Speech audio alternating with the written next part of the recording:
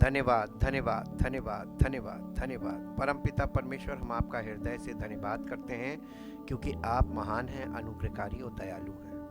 और आपने प्रभु सब कुछ पूर्ण करके रख दिया और मनुष्यों को समाचार दिया ताकि जो कोई विश्वास करे और मसीह को ग्रहण करे, उसको पिता, पुत्र और पवित्र आत्मा ग्रहण करके अपने राज्य में उसका प्रवेश कराते हैं। और पवित्र आत्मा उस राज्य में उसका को उन्नति में बढ़ाता है ताकि उसका जीवन अनंत जीवन का वारिस बने और प्रभु की महिमा उसके जीवन से प्रकट होना शुरू हो, ताकि उसी को महिमा मिले।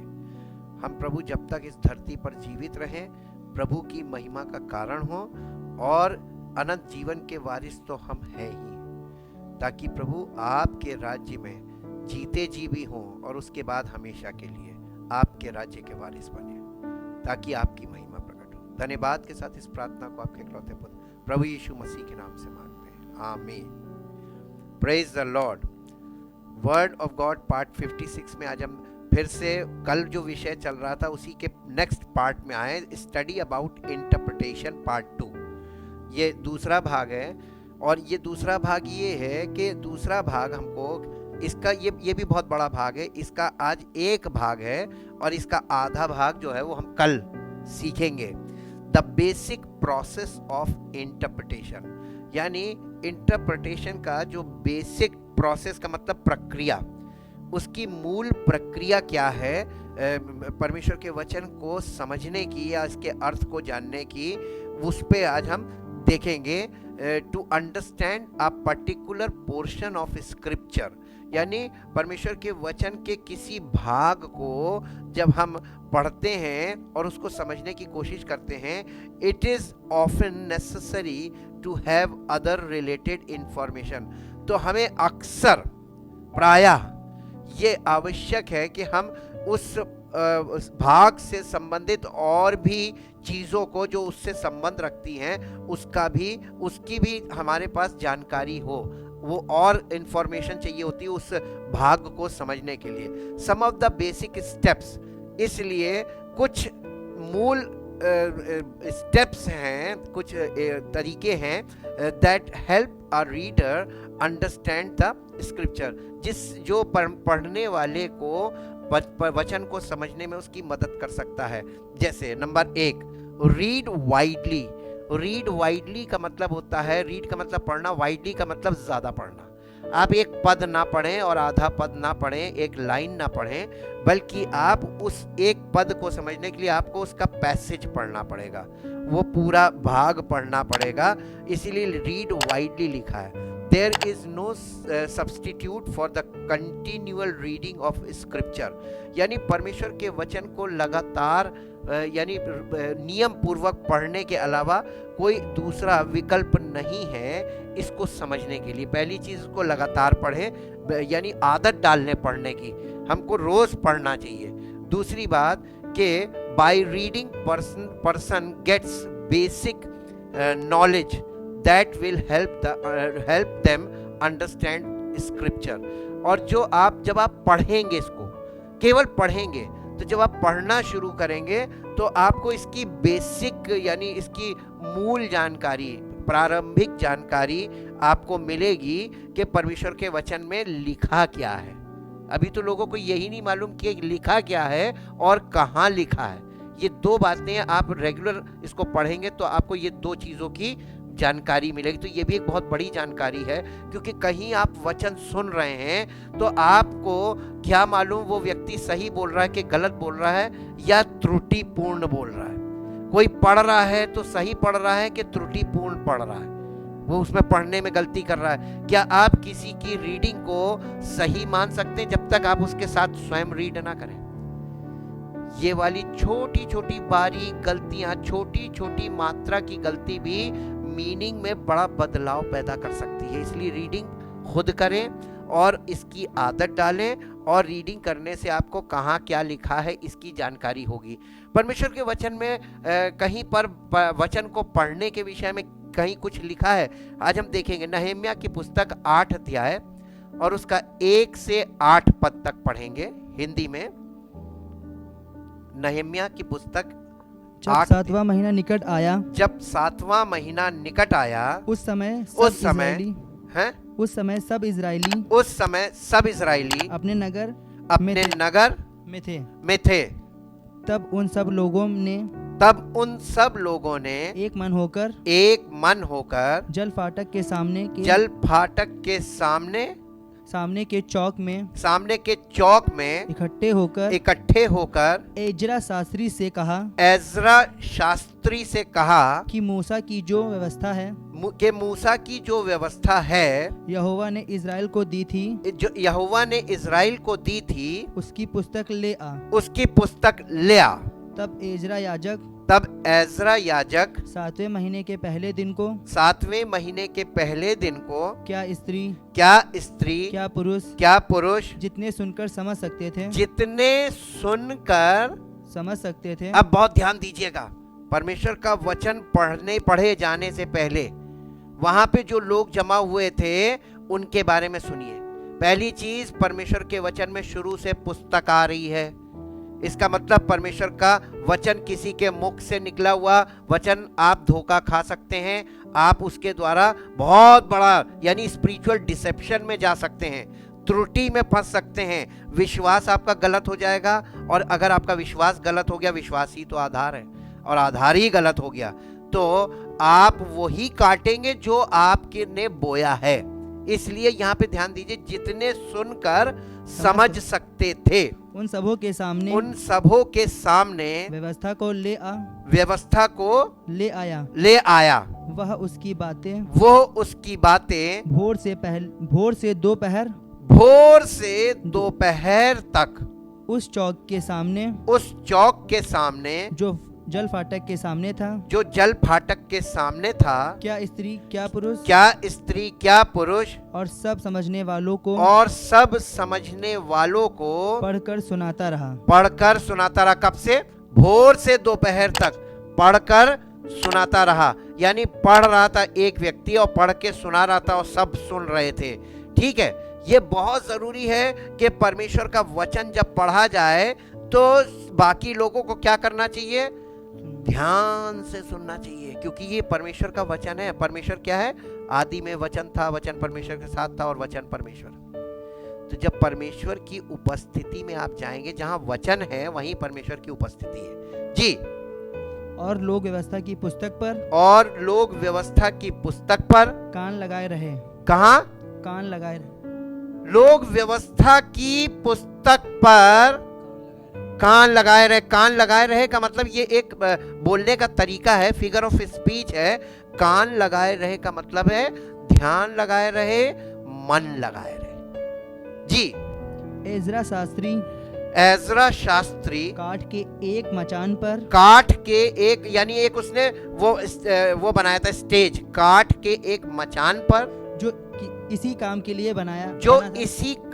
लिए बनाया गया था, खड़ा हो गया और उसकी दाहिनी ओर मतिया, शेमा, अनाया, उरिया, लिक्या और मसेया और बाईं ओर मदाया, मिशाएल, मलिक्या, हशूम, हशबदान, जकरिया और मशुल्लाम खड़े हुए।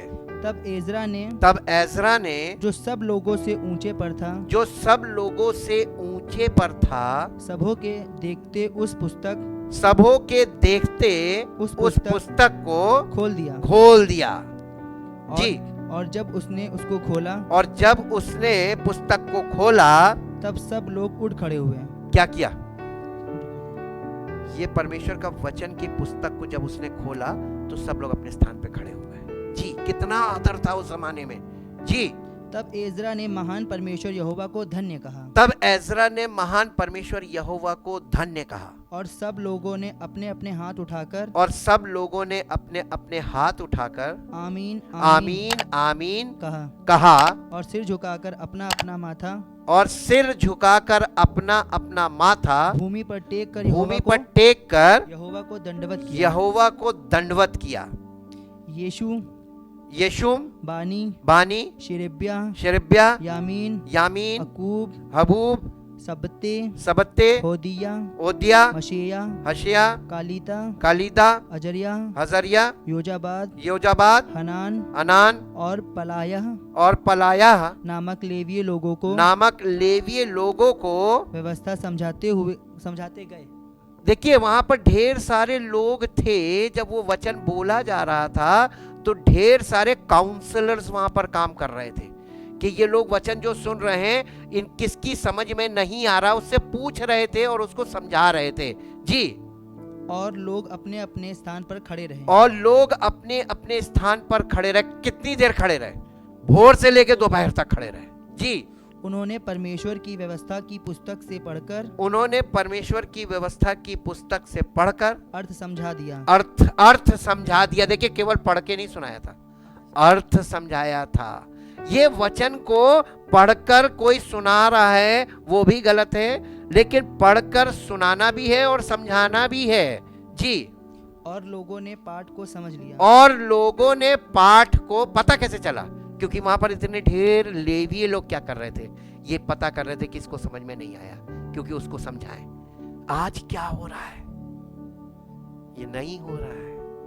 परमेश्वर के वचन के को कोई ना तो समझना मांग रहा है, ना कोई समझाना मांग रहा है, ना कोई सुनना मांग रहा है, ना कोई पढ़ना मांग रहा है। सब लोग बिना पुस्तक के और बिना वचन के लगे हुए जी। हो गया? इसका 12वां पद पढ़ दीजिए। तब सब लोग खाने पीने भोजन सामग्री भेजने और बड़ा आनंद मनाने को चले गए। क्यों आनंद मनाने लगे? क्यों उनके अंदर जाके वो एकदम जैसे त्योहार मनाते हैं, खुशी मनाते हैं, वो खुशी क्यों मनाने लगे? क्योंकि जो वचन उनको समझाए गए थे उन्हें वे समझ गए थे। जिस दिन आप वचन समझ जाएंगे ना, आप खुशी मनाने लगेंगे। आपकी जिंदगी में खुशी की कमी किस लिए है? क्योंकि आप वचन को समझते नहीं है। और दुख की बात यह है कि समझना नहीं चाहते हैं। आप पुस्तक में नहीं जाना मांगते हैं, आप केवल इसकी सुन उसकी सुन और ये देखते हैं कि कौन किस व्यक्ति की बात मेरे दिल से मैच कर रही है। जो मैं सोचता हूं अगर वही बात वो कह रहा है तो वो मेरा फेवरेट बन जाता है। और ऐसे आज लोगों ने, इसीलिए तो पौलुस ने लिखा था कि अंत के दिनों में लोग खरा उपदेश ना सह सकेंगे, परंतु अपने कानों की खुजली के कारण अपने लिए बहुत से उपदेशक बटोर लेंगे। और आज लोगों ने यही किया, अपने अपने फेवरेट्स चुन लिए हैं। सबके अपने अपने फेवरेट। जैसे आप हैं, आप बोलने वाला अगर उसके दिल से आपका दिल मिलता है, उसके मिजाज से आपका मिजाज मिलता है, वो उसके द्वारा बोली गई बातें आप उसको सत्य मानते हैं। ऐसा कर रहे हैं लोग और ये बहुत घातक होगा।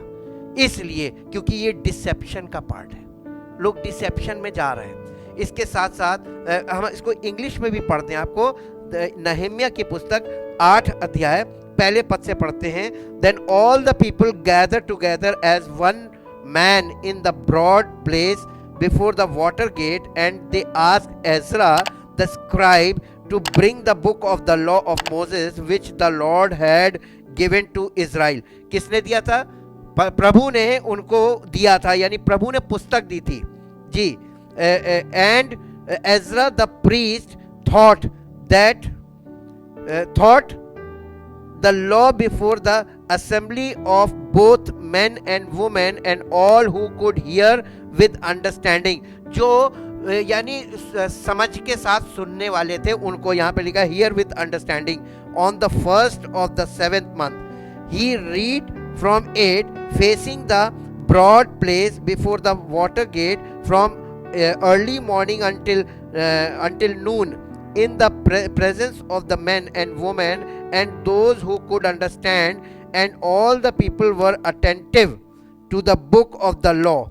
Ezra the scribe stood on a wooden pulpit which they had made for the purpose, and beside him stood Matthiah, Shema, Ananiah, Uriah, Hilkiah, and Maaseiah on his right hand, and on his left hand Pedaiah, Mishael, Melchizedek, Hashum, Hashbadana, Zechariah, and Meshullam. Ezra opened the book in sight of all the people, for he was standing above them. And when he opened it, all the people stood up. And Ezra blessed the Lord and great God.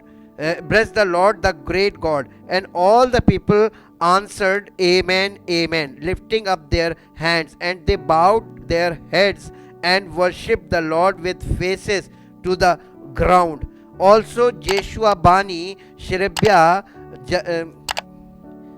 Jamin, Akub, Shabbatai, Hodiah, Masya, Kelita, Azariah, Jozabad, Hanan, Peliah.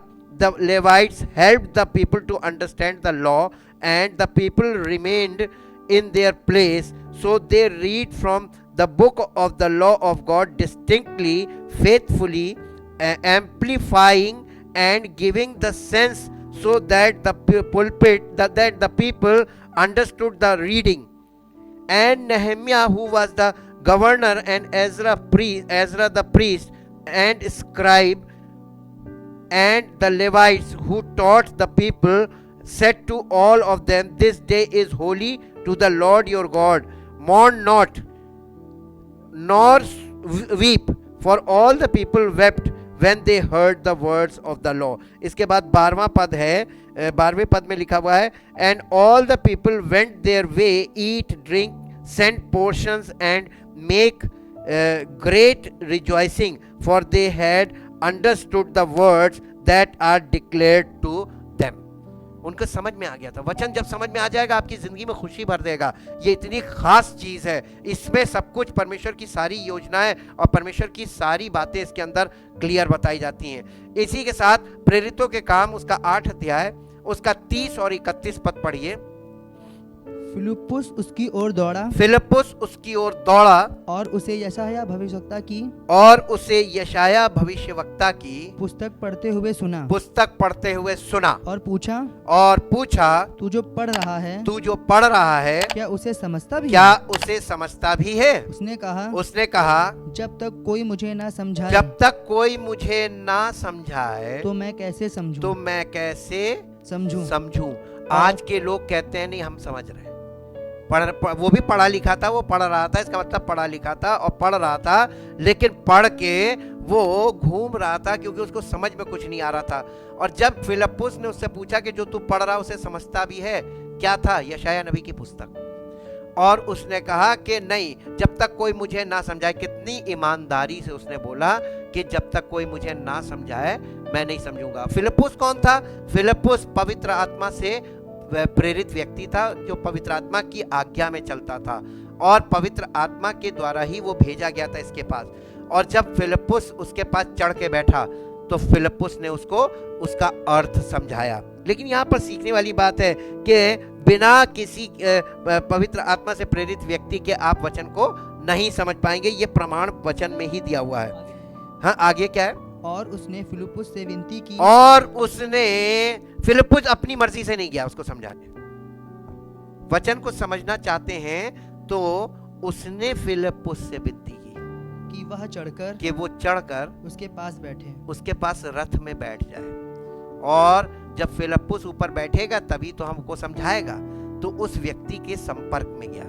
आज लोग उस व्यक्ति के संपर्क में नहीं जाना मांगते हैं। हम भी आपको इंग्लिश में पढ़ के बताते हैं, chapter 8 verse 30 and 31। Accordingly, Philip, running up to him, heard the man reading the prophet Yeshaya and asked, Do you really understand what you are reading? And he said, How is it possible for me to do so unless someone explains it to me and guides me in the right way? ये देखिए, एकदम सही मार्गदर्शन जब तक कोई मेरा ना करे।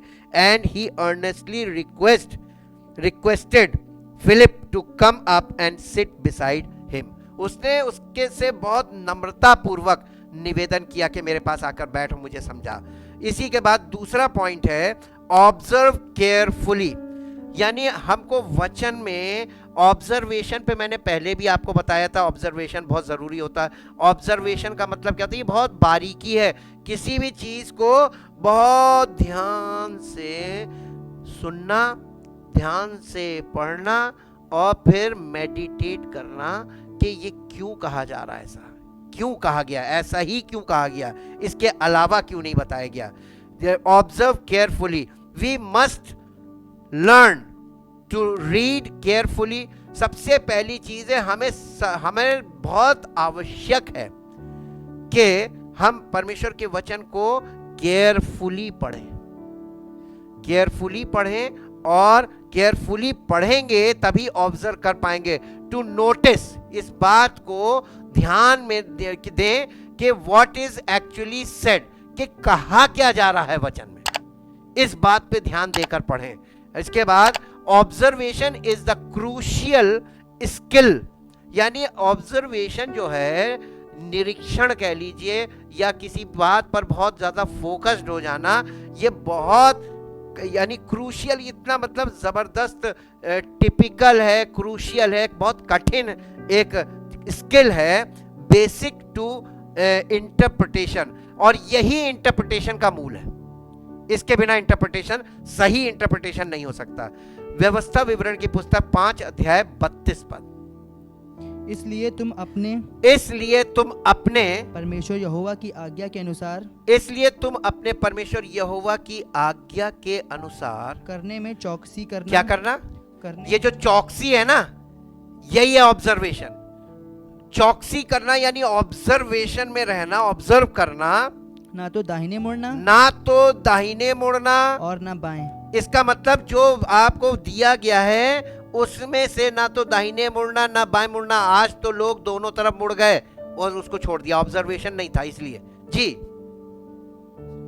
हो गया, ना तो दाहिने मुड़ना ना बाएं मुड़ना. और आज लोग कितनी दिशा में मुड़ गए, कोई गिनती नहीं है. हम इंग्लिश में आपको पढ़ दें 5 अध्याय का 32 पद. और 5 अध्याय के 32 पद में इस प्रकार लिखा हुआ है, Therefore you people shall be watchful या observation, to do as the Lord your God has commanded you. You shall not turn aside to the right hand or to the left hand. इधर उधर मत मुड़ जाना. इसके बाद इसका 6 अध्याय का 25 पद पढ़िए. और यदि हम अपने परमेश्वर यहोवा की दृष्टि में उसकी आज्ञा के अनुसार इन सारे नियमों के मानने में चौकसी करें. फिर आ गया चौकसी तो कोई नहीं करता, चौकस कोई नहीं रहता है, ऑब्जर्वेंट कोई नहीं है. चौकसी करें तो यह हमारे लिए धर्म ठहरेगा. यही हमारे लिए धर्म ठहरेगा. आपका धर्म क्या है? हमारा धर्म, राइचियसनेस की बात की गई है, इंग्लिश में पढ़ दें, and it will be accounted as righteousness. ये धार्मिकता है. हमारी धार्मिकता वचन में एक्यूरेट रहना है, ये हमारी धार्मिकता है. Conformity to God's will in word, thought and action. For us if we are watchful to do all this commandment before the Lord our God as he has commanded us. जो उसने हमें दिए हैं ये वचन, इसमें हम एक्यूरेसी के साथ जाएं. और एक्यूरेट, ये हमको एक्यूरेट करने के लिए दिया है, और हम इसी में एरर कर देंगे तो हमारी सोच में, हमारे एक्शन में सब जगह एरर आएगा. इसी के साथ साथ 12 अध्याय का 28 पद पढ़ दीजिए. इन बातों को जिनकी आज्ञा मैं तुझे सुनाता हूँ, चित्त लगाकर सुन. कि जब तू वह काम करे जो तेरे परमेश्वर यहोवा की दृष्टि में भला और ठीक है. तेरे यहोवा परमेश्वर की दृष्टि में भला और ठीक है. तब तेरा और तेरे बाद तेरे वंश का भी सदा भला होता रहे. और तेरे वंश का भी सदा भला होता रहेगा. ये ब्लेसिंग है, प्रॉमिस ऑफ ब्लेसिंग. लेकिन कब? नहीं, मन लगा के नहीं, मन लगाने के साथ वहां पर एक पॉइंट आया है. नहीं, चित्त लगाकर उसके वचन को, आपको उसके प्लान को समझना है एक्यूरेसी के साथ. अगर एक्यूरेसी मिस हो गई तो आपको ब्लेसिंग नहीं मिलेगी. ये भी बात है. इंग्लिश में हम आपको पढ़ देते हैं, ड्यूटेरोनॉमी चैप्टर 12 वर्स 28. और यहाँ इस प्रकार से लिखा हुआ है 12 अध्याय के 28 पद में, be watchful and obey all these words which I command you, that it may go well with you and with your children after you forever, when you do what is good and right in the sight of the Lord your God. जो ऐसा करे जो परमेश्वर की दृष्टि में सही हो। अब आप एक बात बताइए, आज लोग जो कुछ भी कर रहे हैं, क्या वो परमेश्वर की दृष्टि में सही है? अगर कोई कहता हाँ जो मैं कर रहा हूं वो सही है, तो वचन से मैच होना चाहिए, इसमें लिखा होना चाहिए। और अगर इसमें नहीं लिखा है और आप कर रहे हैं, तो आप परमेश्वर की दृष्टि में जो सही है वो नहीं कर रहे हैं, जो मनुष्यों की दृष्टि में सही है या जो आपकी अपनी दृष्टि में सही है आप वो कर रहे हैं। This is your own righteousness, यह आपकी धार्मिकता हो गई। अब इसके बाद हम पढ़ेंगे मत्ती रचित सुसमाचार 28 अध्याय का 20 पद। और उन्हें सब बातों, यीशु मसीह स्वर्गारोहण से पहले अपने चेलों को निर्देश दे रहा है, कहने लगा और उन्हें सब बातें जो मैंने तुम्हें आज्ञा दी हैं, जो मैंने तुम्हें आज्ञा दी हैं, मानना सिखाओ। और देखो मैं जगत के अंत तक सदा तुम्हारे संग हूँ। उसने अपना वादा पूरा किया अपने चेलों के साथ, वो साथ रहा उनके जगत के अंत तक। अब देखिए इंग्लिश में लिखा है teaching them to observe everything. Teaching them यानी आज लोगों को पवित्र आत्मा क्या सिखाना चाहता है? टीचिंग देम टू ऑब्जर्व, ताकि लोग वचन में जाकर देखें, ऑब्जर्व करें, के निरीक्षण करें कि परमेश्वर ने क्या कहा है और कैसे कहा है और उसके वायदे हमारे जीवन में कैसे पूरे होंगे। ध्यान दें, observe everything that I have commanded you and behold, behold का मतलब देखो, और देखो I am with you all the days perpetually uniformly and on every occasion to the very close and consummation of the age. Amen. Amen का मतलब let it be. तो उसने अपने चेलों से कहा था जाकर अपने जो चेले बनाना, उनको ऑब्जर्व करना सिखाना। How to observe in the word of God, वचन पर कैसे ऑब्जर्व किया जाए, इसमें ध्यान कैसे लगाया जाए और ध्यान से कैसे किया जाए ताकि उनको सत्य मिले और उनके जीवन में परमेश्वर की योजनाएं पूरी हो। तीसरा पॉइंट है नो द कॉन्टेक्स्ट, संदर्भ को जाने बिना। आप वचन पढ़ रहे हैं, किस संदर्भ में पढ़ रहे हैं? किसी पद को आपने पढ़ा, किस संदर्भ में पढ़ा? आज मैं आपको बता दूं, आज के लोग उनका संदर्भ क्या होता है? उनका संदर्भ ये है, वो किस संदर्भ में पढ़ते हैं कि कहां पे लिखा है आशीष मिलेगी, प्रभु देगा, क्या क्या चीज दे रहा है, उस संदर्भ में पढ़ते हैं। नहीं, आपको परमेश्वर के वचन में कॉन्टेक्स्ट मालूम होना चाहिए, जानकारी होनी चाहिए कॉन्टेक्स्ट की कि कौन सी बात किस कॉन्टेक्स्ट में बोली गई, किस संदर्भ में बोली गई। The context of a passage means the scripture that surrounds it, यानी जो आपने पद पढ़ा है या जो आपने पैराग्राफ पढ़ा है, उस पैराग्राफ में, उस पैसेज में उसका संदर्भ क्या है, या आपको उसके लिए हम हेडिंग, कभी कभी आपने देखा होगा हम बोलते हैं हेडिंग पढ़ो, हेडिंग वो संदर्भ होता है, यानी कॉन्टेक्स्ट बताते हैं हम आपको कि इस कॉन्टेक्स्ट में हम इसको पढ़ने जा रहे हैं। तो हेडिंग बहुत जरूरी है कि आपको ये मालूम हो किस संदर्भ में आप पढ़ रहे हैं। टू अंडरस्टैंड अ वर्ड और फ्रेज, यानी वो उस किसी शब्द को या फ्रेज का मतलब होता है उसमें लिखे हुए किसी कहावत तरीके को, उसको फ्रेज बोला जाता है। उसको फ्रेज को one must read the whole sentence और वर्स, कि कोई भी व्यक्ति हो वो कभी भी एक फ्रेज ना पढ़े या एक शब्द ना पढ़े, बल्कि वो पूरी सेंटेंस को पढ़े कि वो किस संदर्भ में बोला गया है। To understand a words one must be read and understand the paragraph, यानी अगर कोई व्यक्ति किसी बात को पढ़ रहा है तो वो पूरे पैराग्राफ को पढ़े ये जानने के लिए कि ये पूरा पैराग्राफ किस बात को कह रहा है। आपको मालूम है ये वाली चीज जो है, ये एक पैराग्राफ के मामले में भी ठीक है, एक पद के मामले में भी इंपॉर्टेंट है, और ये एक पुस्तक, जैसे आपने कोई भी एक पुस्तक पढ़ी, किस विषय पर वो पुस्तक लिखी है, इसमें 66 किताबें हैं, हर किताब का एक विषय है। अभी हम उस लेवल पे आपको ले जा रहे हैं ताकि आप किताब के विषय के हिसाब से उसको पढ़ें। उसके बाद पूरी बाइबल का एक विषय है, और वो विषय, एक विषय पर ये लिखी गई है, लेकिन उस एक विषय तक पहुंचने में अभी समय है। आपको कॉन्टेक्स्ट जो है वो धीरे धीरे धीरे धीरे क्लियर होगा। मेरे साथ एक पद निकालिए इसके एग्जाम्पल के लिए, यूहन्ना रचित सुसमाचार उसका 10 अध्याय 22 से 39 पद।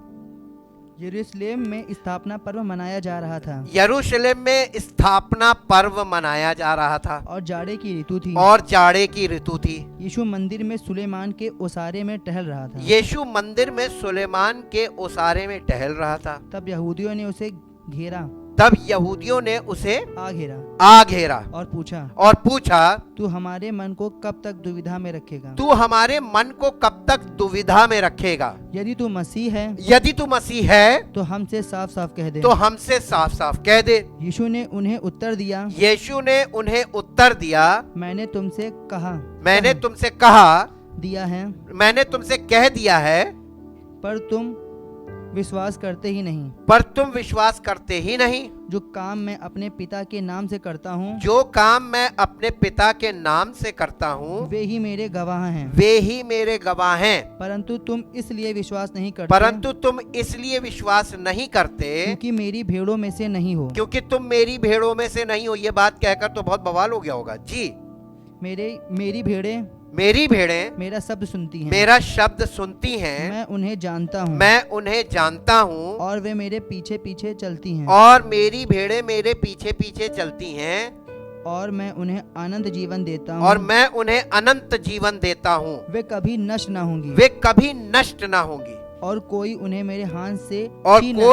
मेरे हाथ से छीन न लेगा। मेरा पिता जिसने उन्हें मुझको दिया है सबसे बड़ा है।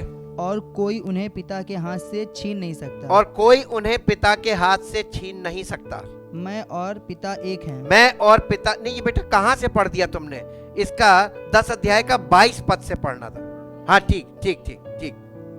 यहूदियों ने उस पर पथराव नहीं, यीशु मसीह ने कहा मैं और पिता एक हैं। ठीक। यहूदियों ने उस पर पथराव करने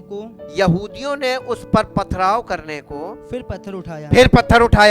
इस पर यीशु ने उनसे कहा, मैंने तुम्हें अपने पिता की ओर से बहुत से भले काम दिखाए। उनमें से किस काम के लिए तुम मुझ पर पथराव करते हो? यहूदियों ने उसको उत्तर दिया, भले काम के लिए नहीं। भले काम के लिए हम तुझ पर पथराव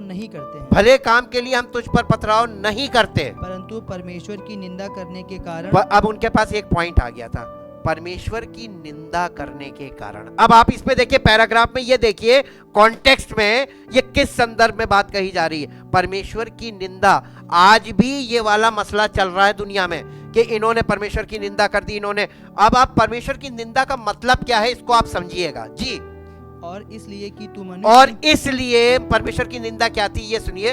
इसलिए कि तू मनुष्य होकर अपने आप को परमेश्वर बनाता है। ये वाला इल्जाम यीशु मसीह पे लगाया उन्होंने जी। यीशु ने उन्हें उत्तर दिया। यीशु ने, अब बहुत ध्यान से देखिएगा कॉन्टेक्स्ट। यीशु ने उन्हें उत्तर दिया, क्या तुम्हारी व्यवस्था में नहीं लिखा है मैंने कहा तुम ईश्वर हो। अब एक मिनट रुक जाइएगा। ये किसने कहा कि तुम ईश्वर हो? परमेश्वर ने कहा कि तुम ईश्वर हो। व्यवस्था में लिखा हुआ है? और ये व्यवस्था में लिखा हुआ है। यीशु मसीह ने उनको उनकी व्यवस्था दिखाई। इसका मतलब इन्होंने ऑब्जर्वेशन के साथ पढ़ते नहीं थे। जब उस जमाने के लोग जो शास्त्री थे, फरीसी थे, इतने विद्वान लोग कहलाते थे, वो लोग कितने एरर में थे यीशु मसीह की सेवकाई में, ये आपको देखना चाहिए, सीखना चाहिए। तो आज के लोगों की क्या हालत होगी 2021 वर्ष बाद? बहुत दूर हो गए वो तो जी। उसने कहा क्या तुम्हारी व्यवस्था में नहीं लिखा कि मैंने कहा तुम ईश्वर हो? अब परमेश्वर ने किसको ईश्वर कहा था इसको समझिए। अब ईश्वर और परमेश्वर का अंतर भी देखिएगा इसमें। यहां पे आपको मिलेगा ईश्वर में और परमेश्वर में क्या अंतर है। आप किसकी वर्शिप करते हैं, ईश्वर की क्या परमेश्वर की? आप किसी से बात कीजिए, लोग कहते हैं हम ईश्वर से विनती करते हैं। किसको ईश्वर कह रहे हैं? ईश्वर का मतलब नहीं जानता कोई। मालूम करना चाहते हैं? कॉन्टेक्स्ट में आ जाइए जी। यदि उसने उन्हें ईश्वर कहा, यदि उसने, किसने? परमेश्वर ने उन्हें ईश्वर कहा, जिनके पास परमेश्वर का वचन पहुंचा। जिनके पास ईश्वर कौन है?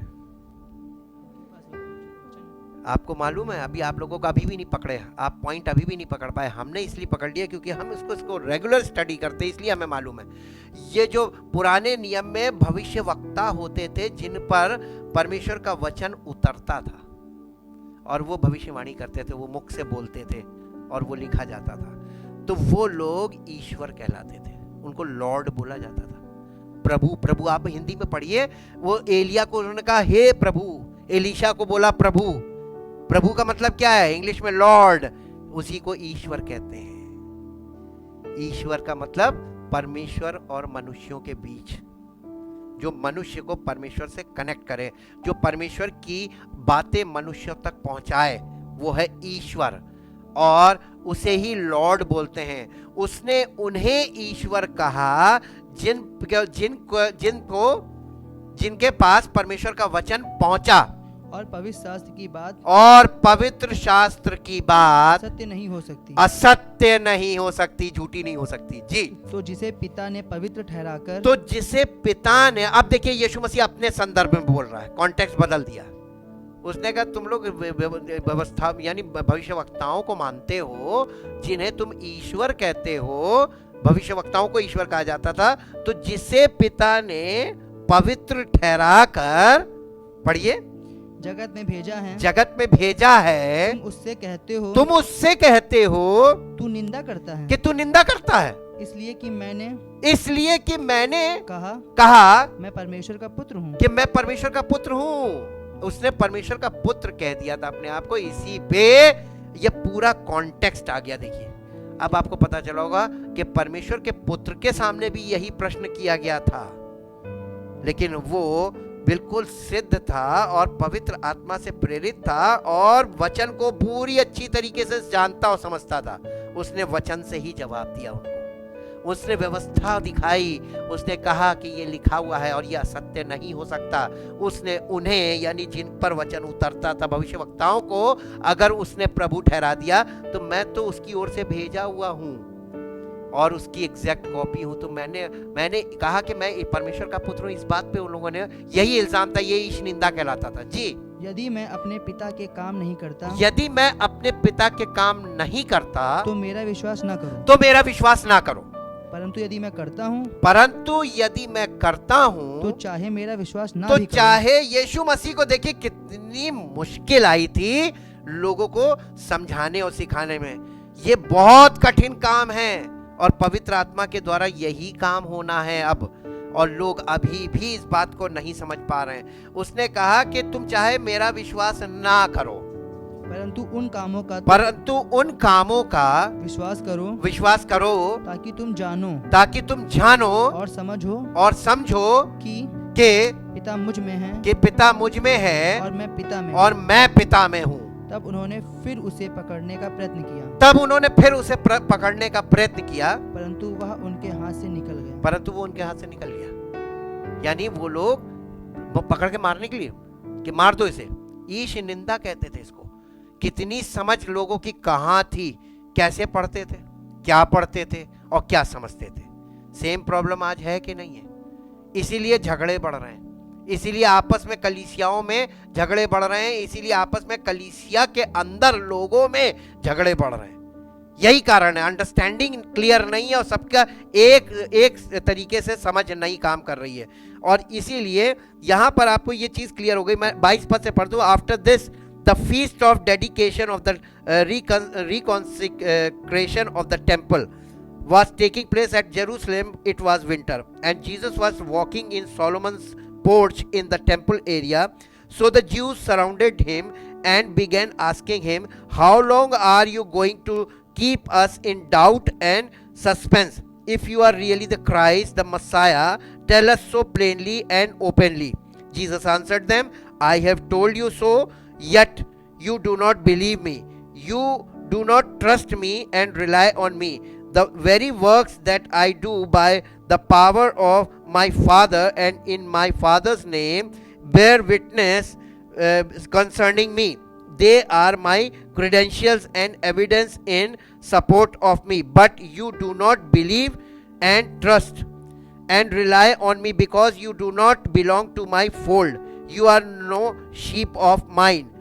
The sheep that are my own hear and are listening to my voice, and I know them and they follow me. And I give them eternal life, and they shall never lose it or perish throughout the ages. To all eternity, they shall never by any means be destroyed, and no one is able to snatch them out of my hand. My Father, who has given them to me, is greater and mightier than all else, and no one is able to snatch them out of the Father's hand.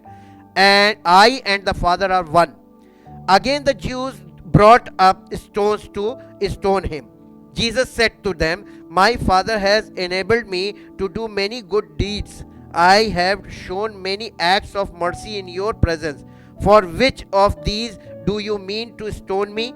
The Jews replied, We are not going to stone you for a good act, but for blasphemy, because you, a mere man, make yourself out to be God.